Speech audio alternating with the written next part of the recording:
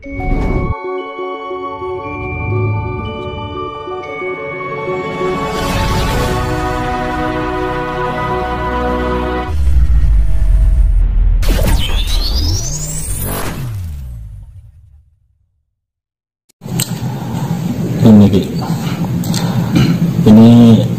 teman-teman banyak yang tanya kepada Yang Jati tentang awalnya Yang Jati dapat dawuh manusia akan tersisa 28,3%. Itu gimana dia? Itu memang saya tulis dalam buku yang saya sebarkan, bukan saya terbitkan. Kalau saya terbitkan kan saya jual. Itu tidak dijual, saya sebarkan karena saya pada waktu itu hanya ngitung dengan dialektika politik.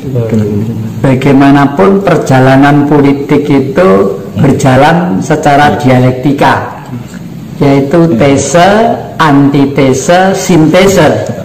Tesenya apa?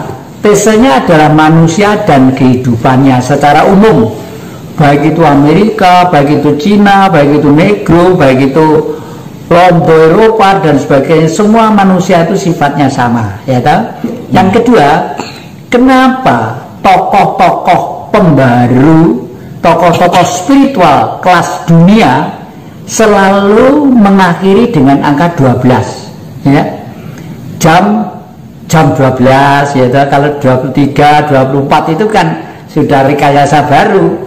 12 buktinya 4 tahun juga 12 bulan. Nah, iya, si Jawa malah lebih mantep lagi ngitung itu. Jawa itu harinya legi paing pon lagi kliwon 5. Nah, pasaran itu adalah 60 hari. Jadi 6 kali 5 30 hari. Jadi kalau si Jawa ngitung waktu itu pasti. Kalau orang barat kan Februari ada 28, 29 ya. Ini ada 31 dan 30. Kalau Jawa pas. Nah, hitungan saya lewat itu. Lalu perubahan manusia itu kenapa kok akan disisakan 28,3%? Itu saya tanya kepada Tuhan. Loh, nah kok sombong tanya kepada Tuhan? Ya harus, saya percaya Tuhan kok, ya tuh. Harus percaya tuh, tanya kepada Tuhan. Karena kecuali kalau Tuhan itu saya jual belikan untuk cari kehidupan atau untuk status sosial lain, ya. Jadi oleh karena itu waktu itu saya diem di suatu tempat di perdepoan saya di Singosari sana. Lalu saya mencoba untuk berkonsultasi atau tatap batin dengan leluhur-leluhur yang sekarang sudah moksa. Jadi moksa itu bermacam-macam ya, tipe ya. Ada moksa ala Pangeran Diponegoro, ada moksa ala Supriyadi, ada moksa ala Prabu Joyoboyo, ada moksa ala Bung Karno. Nah, saya pedoman saya moksa ala yang Prabu Joyoboyo dan Bung Karno itu yang menjadi konsultasi dengan saya, ya. Itu seperti apa ya? Jadi begini, moksa ala Pangeran Diponegoro, saya mulai Supriyadi dulu ya. Iya. Moksa pahlawan Supriyadi, sebenarnya Supriyadi itu bukan nama beliau, ya. Supriyadi itu singkatan apa gitu. Pokoknya tujuannya itu membentuk suatu barisan demi damainya cita-cita Indonesia. Itu intinya, nanti lupa saya ada anunya, saya tulis juga itu. Nah, terus pelaku-pelakunya dulu itu waktu kecil kemarin tuh ketemu dengan saya, ya datang ke rumah ini. Loh, Pak Jati masa lupa waktu kita kecil bersama-sama di Gunung Kidul, waktu demarkasi melawan Belanda yang mau merebut kembali Indonesia itu. Jadi kemarin kesini orangnya itu menjelaskan tentang Supriyadi itu. Rangkulan dengan saya gitu, udah lupa Pak itu di Gunung Kidul itu loh, di rumah Mbah Sonto, malah inget nama orangnya. Nah, jadi itu. Yang kedua, moksa ala Pangeran Diponegoro.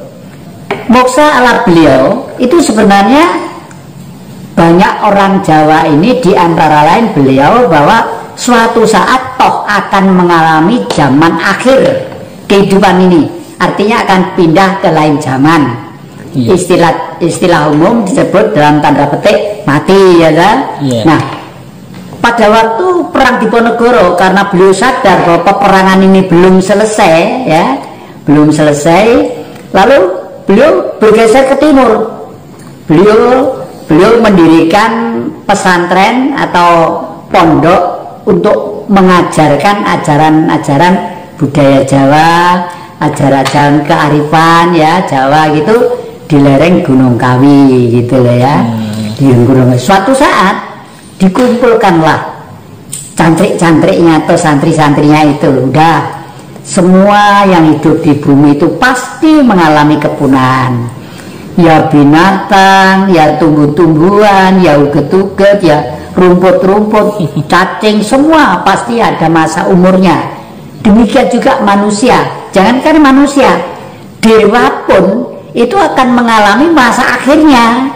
Itu saya menulis buku itu berdasarkan ini semua. Nah, lalu pada waktu itu beliau membuat lubang sendiri yang cukup untuk sekarang pemakaman lah, ya. Terus santri-santrinya dikumpulkan di kiri kanan, dah semua nanti tidak boleh nangis, satu pun tidak boleh nangis, harus tegar karena perjuangan ini masih berjalan panjang, ya.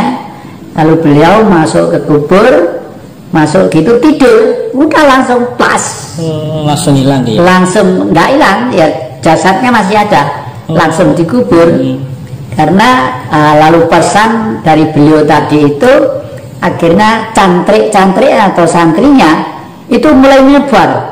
Ada yang ke Banyuwangi, ada yang ke Jember, ada yang ke Lumajang, ada yang ke timur sampai ke Lombok juga ada gitu loh, ya. Lalu moksa ala Prabu Jayabaya itu yang banyak memberi inspirasi kepada saya itu. Dan di daerah Kabupaten Malang ini juga, ya, beliau itu sadar kalau suatu saat itu akan selesai masa hidupnya sebagai manusia, artinya roh itu akan pindah ke tempat yang sebenarnya itu. Lalu beliau duduk sila. Nah, ya sekarang ada aspal, ada cagak listrik segala macam, dulu kan belum ada. Abad yang Prabu Jayabaya itu abad 78 itu, ya. Itu lalu beliau itu kerambatan ini, kerambatan suket itu, rumput suket itu diam aja, udah diam aja, kerambatan sampai lama-lama tubuhnya itu ditutupi oleh pohon besar, sekarang menjadi beringin putih. Beringin tapi putih. Ada tahu beringin ini, jadi beringin putih gede gitu. Dan beliau mencari tempat itu tidak sembarangan, mencari tempat yang kalau orang Jawa nyebut kali tempur. Kali tempur itu biasanya kalau di Ketonggo sana ada. Saya dulu sering waktu muda itu sering kungkum di Kali Ketonggo, ya, di Kali Tempur, ya. Secara logika pertemuan air dari dua aliran menuju dalam satu titik itu pasti mengeluarkan getaran-getaran elektro, ya, yang mempengaruhi tubuh kita menjadi sehat, menjadi cemerlang, simpul-simpul otak itu menjadi lebih cemerlang lagi, saraf-saraf menjadi secara logika. Logika seperti itu. Tapi beliau tidak ke Kali Tempur seperti yang saya ceritakan tadi. Di wilayah Kabupaten Malang ini ada sumber air, ya kira-kira garis tengahnya itu sekitar 6 meter bulat gitu, ya. Di situ pohon beringin putih tadi itu. Karena sumber yang dari sebelah timur itu dari lereng Gunung Semeru, dan sebelah barat sumbernya cuma kecil gitu dari lereng Gunung Arjuna. Nah, dari dua sumber yang ketemu dalam satu titik itulah beliau meditasi di sana sampai ketutup menjadi beringin putih tadi itu, ya. Lalu saya sering melekan di sana, makanya kalau saya nulis itu di samping saya hitung secara dialektika, saya tanya kepada Tuhan dalam tubuh saya, juga harus menerima wisik dari sana, bisian, ya, bisian secara gaib, artinya sambung rasa lah gitu, ya, sambung rasa, karena posisi saya dengan beliau sudah ngaji rasa tadi itu sehingga bisa sambung rasa gitu ya.